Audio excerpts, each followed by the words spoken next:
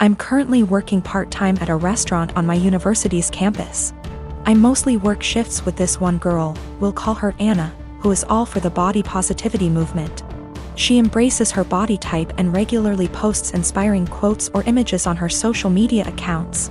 Personally, I have nothing against this at all. I am also in full support of treating and accepting everyone no matter their body type. However, I do believe that everyone should be healthy, eating right, exercising, taking care of their mental health, etc. Or at least attempting to be. I don't support those who use the body positivity movement as a cloak to shield and justify their unhealthy and damaging behaviors. However, despite being a supporter, Anna regularly comments on my body type. For example, I always bring food for my shifts since I personally think the food there is not the healthiest: burgers, fries, more fried food, etc.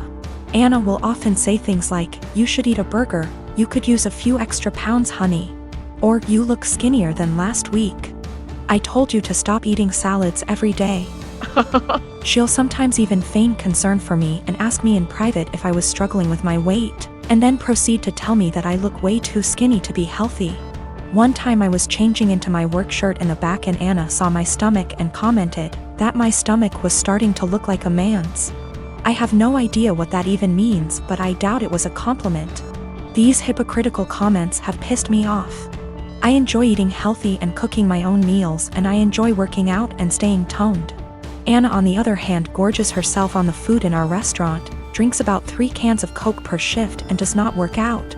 I don't think this is healthy. Finally, during yesterday's shift, this guy I kinda like came in to get some food, and I was super excited to see him. He turned out to be a bit cold towards me, and the whole event was a bit anticlimactic. Oh well. Anna witnessed the whole thing, and after he left, she said, "Maybe he's into Kuvya girls." I basically blew up at her and called her out for all of her hypocrisy. I asked how she could call herself a supporter of body positivity when she regularly shamed my body. Then I told her that she was unhealthy in many ways. I called her out on her eating habits. Bitter and jealous of others who are in control of their health and bodies, and deluded for believing that she is healthy and fit. She called me insecure and told me I was being rude. It was reaching the end of our shift, so I clocked out early and left so I didn't have to argue with her more. I was mad for a bit and told one of my best friends. She said that I was right and all, but that I was insensitive in the way I brought it up and suggested that I apologize. I'm standing my ground but want to hear other opinions as well. I have been with my wife for 10 years now, and she always has had this habit of making me look bad with our finances. Whenever anything regarding spending money comes up, she will always say how broke we are and she doesn't have the money to do this or buy that. The thing is, we are doing well financially. We have decent jobs and combine our salary is roughly $125K /year. As of today, our net worth is more than $1 million but less than 2. I had saved / invested a lot before getting married, so I gave us a good head start. I control the finances / take the lead, but we both agreed to living a very modest life.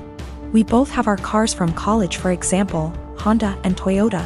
She knows everything about our finances because at least once a month I go over it with her every time I deposit money in our investment accounts or our kids' college funds. For banking, we have an emergency fund, and I budget everything else to go straight into investments. We basically stay right at $10,000 in our bank savings account and $500 in our checking account after bills. Most of the time there is more than $500 in our checkings, but once I pay our CC each month, I then move anything extra. We always use the CC, so it's not like we only have $500 to spend. Our CC limit is $25,000. A few months ago we had dinner with her friends and they talked buying a new car. My wife said something like, "I wish I could get a new car, but I'm always broke after paying the bills. We still have our college cars." Wife does not want a new car. She will go on to talk about if she had money what she would want to buy, and it always makes me feel ashamed. This "I'm broke" story has been happening for years. When we were driving home, I asked her about. She understood we have the money, but it's how she feels because her bank account is always low. I said I can increase our budget or keep more money in our bank if she wants. Since we are doing well, I'm okay with spending more. She said no and again was happy with our finances. I explained that when she says we are broke it makes me look bad and I feel ashamed. It's as though I can't provide for the family and / or I am bad with money. She doesn't see it that way. The same conversation has come up numerous times about us being broke. Recently, I reminded her numerous times it makes me feel and look bad in front of friends and family. I told her if she keeps saying stuff like that I will reveal that we are doing well with money. I gave her a few reminders I'd eventually do this, but she kept going with the I'm broke story. At a dinner with her sister and parents the same I'm broke story came up. I piped in and said, "It's weird to hear a millionaire say they are broke." My wife said, "I'm not though." And I quickly say, "We are millionaires and you know that. We go over our finances every month." Well, the I'm broke story stopped after that and the night went on as usual. A little later the same thing happens with her friends and I use the same line. Now my wife is mad at me for using that line and revealing roughly how much money we have. She said it seems like I'm gloating. I say it's better than making me look like I'm running us into the ground financially. I'm pretty open to us spending money and I don't restrict her spending. She has the CC to spend money monthly. Most of the month we have far more than $500 in our checking, but I move anything above to our investments. Once I pay the CC every month, I know I won't have any big expenses then. If I do, we have the CC limit and the $10,000 emergency cash. We live on a really cheap area and had a low cost of living. We never felt RHE need to upgrade until we wanted to start having kids. I didn't have to change our lifestyle much to save a lot. My job is in demand and pays well because nobody wants to live out in my area. So after expenses I take home a lot more than I would living in a major city. Probably 3 to 4 times more net savings annually if I had to guess. She doesn't want a new car and has told me that multiple times. She doesn't like driving and feels comfortable with her current car. She doesn't know what she wants to do when she retires. I know I'll be golfing, games, and eating edibles most days. I don't do any of this much now because we have kids and they will be my focus for a long time. I maybe golf 1 or 2 times a month AMD, that's the only times I take edibles. I'll speak more with my wife about this. I think she may not feel like it's her money since she never saved much before we got engaged. My sister Anna is special need. She has severe autism and while she is verbal most of her communication is physical, like sign language due to her social discomfort. She does speak around family though and has pretty bad cognitive skills. She can't comprehend boundaries and lives with our parents so they can best watch her. I am getting married in 3 months. We planned a simple wedding and reception at my fiancé Michael's parents' barn and farm. Since it's all gonna be DIY and we aren't planning anything too expensive, we can do things pretty quickly since flowers, food and decor will be provided by his family. I sent out invites last week and I asked that Anna not come. I told my parents I understood that would mean they may not show up, but it was just a heads up. Why no Anna? She has an issue with touching Michael and trying to kiss him. At times when we were at my parents' house Anna would try and grab Michael's hands, try to lean in to kiss him, or would have a really bad shutdowns if she wasn't allowed to be directly next to him. We've tried speaking to her, but there's only so much we can do when she doesn't really understand. I told my parents I just want one day for Michael to be my partner and not Anna's comfort person. They called me selfish and asked how I expected them to agree to something like this. They told me Anna is disabled and may never experience a wedding of her own, and while I have Michael for probably the rest of our lives she'll have no one, and that Michael and I can be a little more understanding to the reality of her life. I feel like a total ass and what they're saying has really gotten to me and I'm starting to question my decision. My parents called me letting me know they won't be coming and that it's best I don't bring Michael around anymore since I've chosen some man over my sister. They told me that Anna wanting to kiss Michael and hug him is normal for a woman her age, and that she doesn't understand what her feelings mean. I suggested they try to redirect her during the wedding, but they said Michael is gonna be family to her and he needs to get over it. I suggested they watch the wedding via web and they said that's not fair and that they deserve to see things in person. I asked if I could pay for someone with proper credentials to watch her that day while they attention, and they asked what I would do when they died, and if I'd pawn her off every time. I dropped the unfortunate truth bomb that I don't want to put any more of my life aside for Anna anymore. I did it up until I turned 18. And that Anna is not my life's responsibility and I won't be her keeper.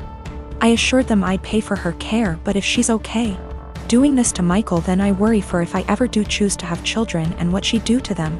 They said I was sick for suggesting she'd do anything to my future children and hung up on me. They sent a lengthy text telling me not to contact them until I could do the right thing. I am a 35 years old female, a musician, playing gigs and at an orchestra as a violinist.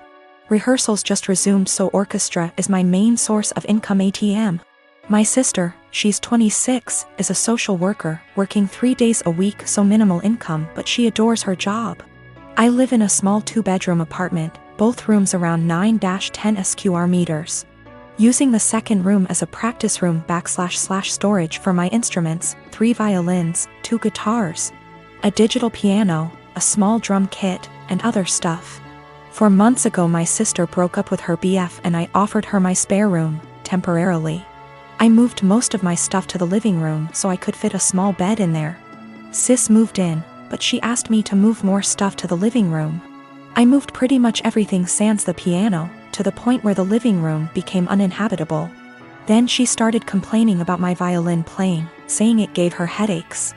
I told her I couldn't stop the daily practice without risking my only steady income. The arguments got worse. She told me to play only when she wasn't home, but with her work schedule I couldn't afford that. I tried switching to the electric violin, but even that can be pretty loud, so it didn't help. Several times I reminded her this was only a temporary arrangement, but she didn't seem to hear me. 2 weeks ago I arrived home to finding my piano in the bathroom, near water and humidity, because my sis needed the space for her new double bed. When I told her she can't SRSLY expect me to store my piano there, she said, "Yeah, you will just have to sell it, I guess." I got so mad I told her she has 7 days to leave, but she didn't take me seriously. For a week I only talked to her to remind her how much time she has left, but she always laughed it off, told me to stop acting like a crazy person. When the deadline came I boxed up all her stuff while she was at work, booked an Airbnb bedsit close by and drove her stuff there. She was livid but couldn't do anything but take her new keys and stay there. The following week she kept calling me with an increasingly apologetic tone, saying she shouldn't have moved my piano or bought a bed. She promised she would put more effort into finding a new place. And by the end of the week I considered most of our issues at least addressed, so I drove to help her move back. But when I was carrying the first box down, she went, "I do hope you will at least stop with the violin this time." I absolutely refused to take more of that *****ing violin. I dropped the box, wished her good luck and left. Now, 2 days later. On one hand it feels like a huge overreaction to leave my own sister literally homeless because of an argument about the violin. I know she cannot afford to stay there, but on the other hand I have no plans to allow her back here, because I feel she would just continue crossing boundaries and never leave.